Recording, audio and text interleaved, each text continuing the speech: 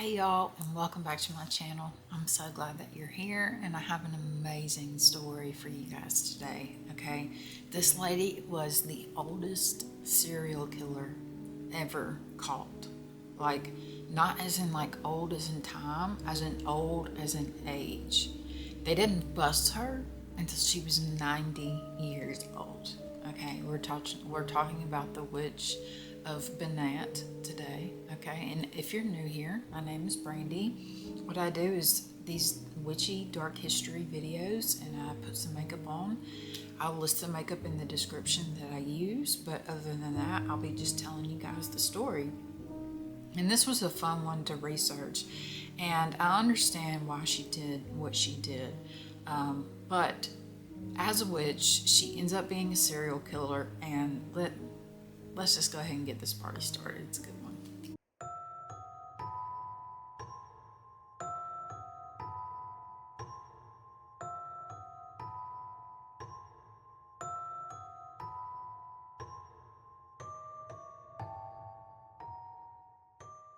So today we are talking about Baba Anujka. Actually, she was born Ana Draskin in 1838. Although if she was here with us, she would argue and say that she was born in 1836. I don't know why, but she would. She was named the BANAT witch, the grandma serial killer.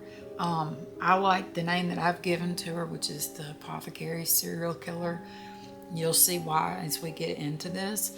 But this woman's very interesting. Okay, she was born to a rich cattleman. She was born in Romania, and in 1838, like I say, and she is, living her life. She goes to a very nice school where there's like a bunch of rich kids that go there, so she's getting a good education if it's like a private school, or whatnot. So you're like, yeah, she's getting a good education. Good for her, And so life is pretty swell. And she ends up graduating, of course, and then she goes home and she lives with her father. Well, after a little while, as one does, they fall in love. They fall in love. Yeah. Not her and her dad. No, not her and her dad. I'm sorry, that came out so wrong. It's her and this Austrian soldier. Yes, they fall in love. He's so in love with her, he says to her all these wonderful, sweet nothings into her ear. So, as she's seduced by this Austrian soldier, she is in love. She loves this man so very much. And, so he proceeds to tell her that he loves her too, but only, of course, to get what he wants. And then he leaves her brokenhearted and also with syphilis. Yeah. Talk about ripping your heart out of your chest. The guy leaves you, but he also leaves you with an STD. Yeah, that happened. That's traumatic. Keep that in mind. So, y'all, she goes into seclusion. Like, she does not come out and she doesn't do anything. She stays inside of her dad's house for a really, really long time. And what she does is she starts to study herbalism and chemistry and all these other types of things. She actually taught herself how to speak 5 languages. Yeah, she did. She taught herself how to speak 5 languages. So she was incredibly smart. And so, but she was so hurt by what this man had done to her. And, she had opened up herself to him, and he took complete and utter advantage and ends up leaving her in the dirt. And, and on top of that, with syphilis. And so she goes into seclusion. She's embarrassed. It's a whole thing. Well, she ends up getting married, though. She finally comes out of her reclusive little state in her 20s, and she marries a man that's actually about 20 years older than her, which is kind of the norm for back then anyway. So the guy that she marries is, he's a pretty wealthy landowner. She's living in a nice big house at this point. I say big because they say it has wings on it, okay? And you'll see why in just a second. But she ends up having more heartbreak, and it's not anything to do with her husband, okay? They had 11 children together, and only one of them lived. And no, she did not do anything to them. She did not kill her kids. No, she did not, okay? And shortly after, about 20 years into their marriage, her husband passes away because, like I say, he's a lot older than her. This is the thing at the time. I mean, imagine going through that many pregnancies and losing all but one. You go through 11 pregnancies and you end up losing every single one of the children except for one. That's just more devastation.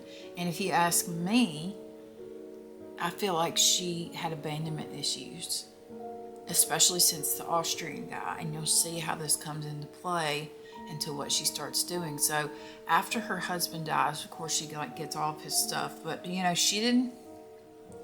she did not kill her husband. Let's make that clear. She did not kill her husband or her children. This is just her living her life. She's still studying chemistry and herbs and things like that.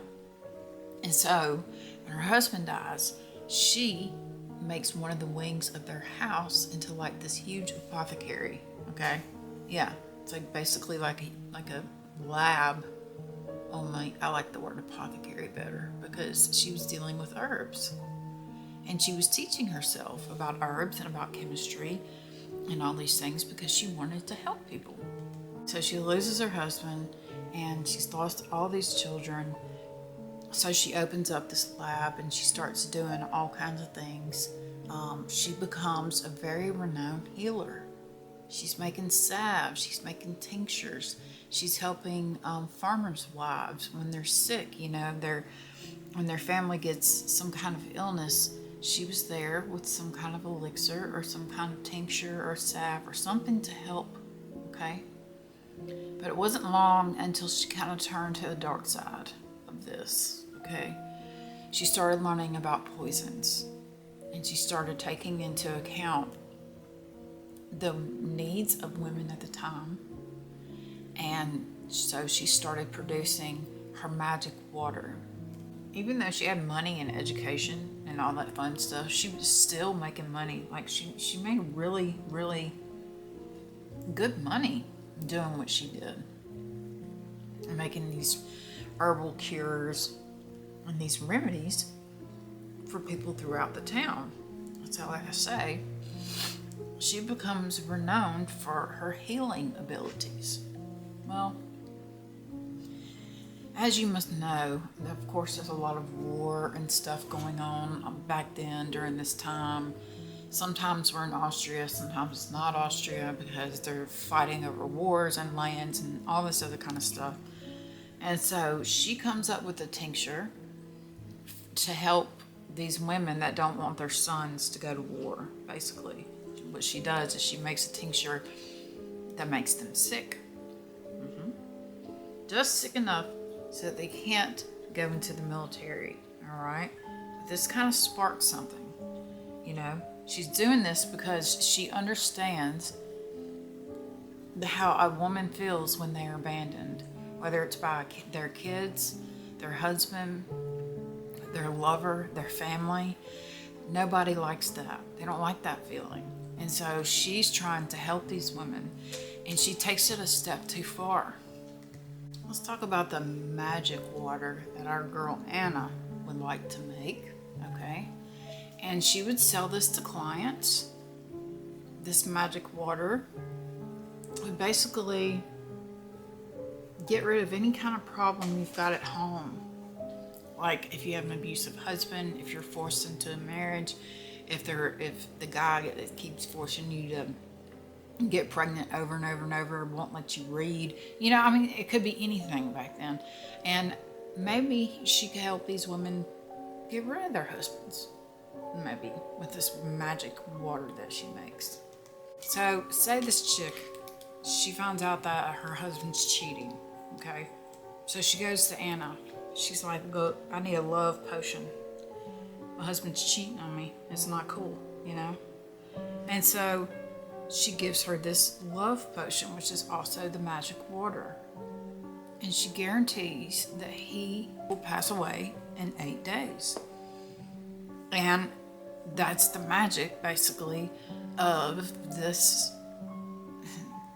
product that she's putting out. But, so what is this magic water? I'm sure you're wondering, what the hell is it? Well, it's medicine mixed with arsenic, mixed with other poisonous plants, of course. And she put the other poisonous plants in there. She didn't put a whole lot of arsenic. Like I say, she was a chemist. She was an herbalist. She knew how much she could put into things to make sure it was a little bit more undetectable, but would still get the job done. So she was mixing chemistry basically with herbalism, and she was selling potions to help women out of bad marriages, whether they were getting beat or their husbands were alcoholics or anything like that. She would sell this water to them. Now, a lot of these women that bought, she had a very good clientele, like so much so that she had a woman that was actually her salesman. Yeah. This woman who was her salesman would go out and find women that needed, the help of Ana and her potion or whatnot. And so she would go around and she would sell it between a certain, number of whatever. She would determine how much she would sell it for. But she had sent this woman out to go see if she couldn't find some more women to, like I say, buy this magic water that they desperately needed. She was trying to help these women, right? So how she would handle these problems is when a woman came to her and said, hey, I need some of your magic water, she would say, okay, how big is the problem? Okay, and what she means by this is like, it was kind of like code, as in like, how much does the problem weigh, so that I can make this the right dosage, so that we can make sure the right thing happens when you want it to, type deal. Okay, and yeah, so that's how she would do it. She would adjust the dosage to the person, a little bit of arsenic, a little bit of other poisonous plants and things like that, and made it undetectable pretty much in her eyes. So she did this for years. She did this for years and years and years, and she had a lot of clientels. And the thing that I don't understand about this is these women actually thought that this stuff was the only reason why it was killing their husbands like they wanted it to, was because of Ana's magic. They said they never thought for 1 second that it was poison.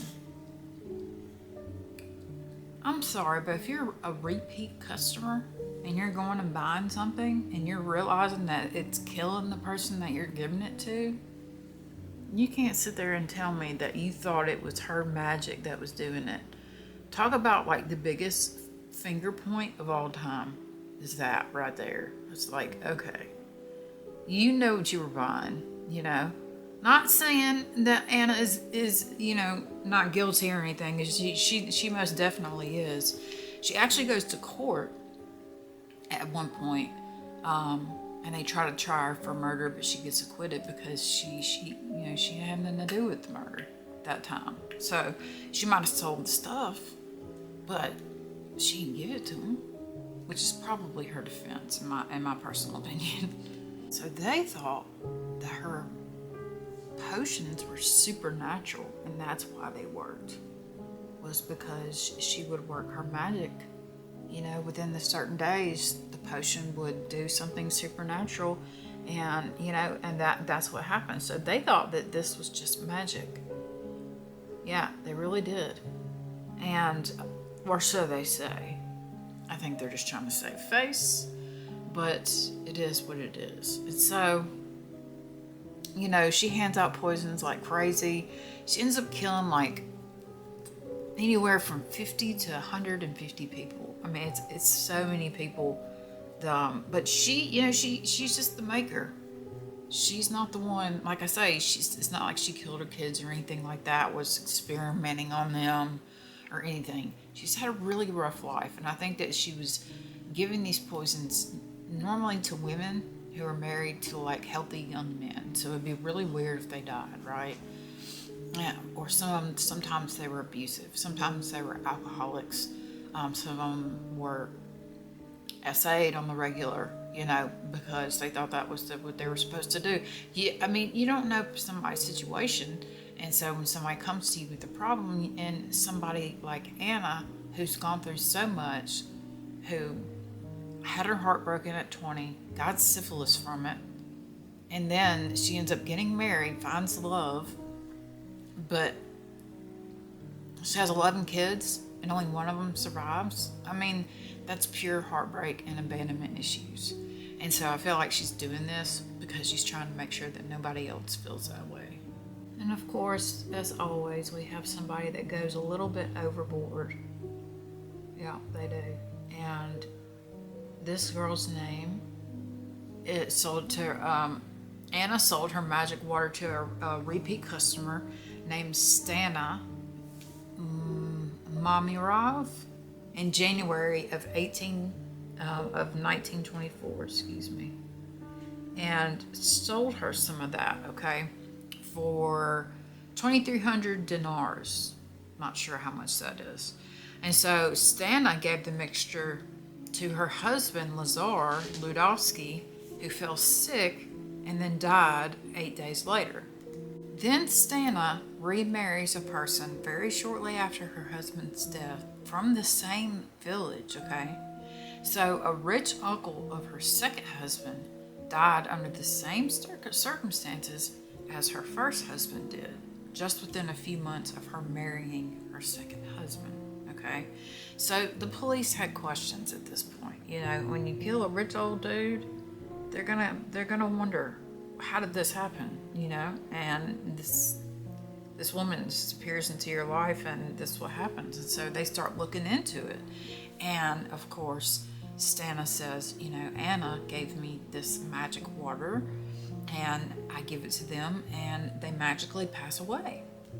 So in December of 1926, a girl named Sima comes to her, another person that's a regular, okay? And she intended to kill her 70-year-old father, okay? She said that this guy Nikolai, something like that, said that he was abusive. He was an alcoholic. He not only was hurting his own children, he was beating up on his grandkids, and it was just not a good thing. And so they gave the potion to Sophia's granddaughter and told her to give it to Nicola and make sure that he drank it all, basically, like kind of having an intermediary. And the sad thing is that girl ends up going to trial too, even though she was just asked to do something. She didn't really know. She thought it was water she was giving, to the dude. But hey, they put the kid into it, of course. So she gives it to her grandfather, and her grandfather passes away after 15 days. Okay. Well, like I told you guys earlier, Anna had been through a trial in 1914 for this chick named Bella for providing her poison so that she could do bad stuff with it, I guess. And she was acquitted then. Well, this time it's not going to happen that way. She ends up getting arrested on May 15th of 1928 at age 90. Not only does she get caught, all of her clients end up going down with her, okay? Because they want to know what the deal is with everybody. Also, the authorities start picking up victims. They start exhuming their bodies, and start doing tests. The arsenic test and all this other kind of stuff. And of course, they find traces of arsenic in the two bodies that they exhumed. Of course, they're not going to exhume 150 people, but they did, catch them for the two, okay? Now, the trial began on June 29th at the district court in Pankevo on June 18th and June 19th, okay? They had taken some things out of Anna's house and had them tested for arsenic and all this other fun stuff. They wanted to make sure they had enough evidence against her because they didn't have it the first time. And so they have all these women and they put him on the stand. And of course, all the women, they were like, we just thought this was a magical thing. Like, we thought that her magic was actually doing the killing. We didn't know that we were actually giving our husbands or our sons or whoever poison. That was their defense. Okay. Meanwhile, we got Anna, who's like, I haven't poisoned anybody. She's maintaining her innocence. She's like, I haven't done nothing to nobody. I haven't done any poisoning. I've never poisoned anybody. I've never killed anybody. She's sticking to her guns, and she does until the day she dies. So on July 1st, the testing that they did on the chemicals and stuff they found in her house came back, and it comes back positive for arsenic. Okay, and this is not a good thing. And so because of this, the prosecutor wanted the death penalty for her. All except for one who was underage, and he wanted life for her. So you have the granddaughter who was underage at the time. She gave her grandfather this supposed mixture. He wanted life for her, and all the other ones, all the other girls, Anna and her clients, wanted them all to have death sentences, okay? But that didn't happen because, like I say, the others said they didn't know it was poison. They thought it was magic water that had supernatural powers. They thought that it was just water with Anna's magic creating the result. So she had these other people coming in and saying, oh, well, I was just trying to I was trying to cure my husband's alcoholism. I didn't really know that it was poison. I didn't know that it was going to kill him. I'm sorry, but isn't that why you went and saw her in the first place? Own it. You know what I mean? Own it. If you did it, if you went there and you bought that because you knew it was going to kill your husband, just own it. You know what I mean? And I could say the same thing about Anna too, because it's like, girl, you be making this stuff. You need to own up to your part of this responsibility as well. And so what ends up happening, because Anna is so old when she goes to court, and she's 90 years old. They did not catch this woman until she was 90 years old. So they sentenced her to a work prison where she's got to go and she's got to work and do all this stuff, you know. And she only stays there for about 8 years, okay? They go through an appeal, all the girls do, and they, because they did an appeal, some of their stuff ends up, they get longer sentences. So it was kind of better if they didn't appeal. Like, I didn't even know, maybe that was just back then. I don't know if you can appeal and get a longer sentence. Like I said, Anna, she denied everything. She blamed it all on her saleswoman. Oh yeah, she did. She's like, oh, it's my fault. She made this up trying to make me look bad. I never made any magic water, you know. I never did any of that, blah, blah, blah, blah. And she, like I say, she maintained her innocence. So the granddaughter said that she didn't know she was giving her grandfather poison, which that makes sense to me. If your mom's handing you something and telling you to go take it to your grandfather as a child, you probably don't know what's going on. I'm just saying. And so she was underage at the time of the murder, but some of the others said she knew what was in there, which I don't know. I just don't feel like that's true. And so the expert witnesses testified that traces of arsenic were found in both of the bodies. And so the verdict was on July 6th of 1929. And Anna, like I said, Anna was sentenced to 15 years in prison, at a work prison, okay, for being an accomplice to murder. They still could not get her on a murder charge because technically she never murdered anybody. She just made this stuff. You know what I mean? But she killed a lot of people, between 50 to 150. That's a lot. Stana and Sophia, they actually got sentenced to life in prison as the main perpetrators in this. Which is kind of mind-blowing, because to me, the main perpetrator in this is Anna, because she's creating the stuff that can cause all these things to happen. You see what I'm saying? But hey, this is the way they're seeing it. Nasima got 15 years. Her sales lady, I would say her name, but I cannot pronounce it to save my life. She got 8 years. And then Olga, Sturza, and Danica were acquitted. I think these are just two youngins that just kind of got wrapped up in this situation. But of course, like I told you guys, they appealed this, and 2 ended up admitted, yeah, we knew it was poison.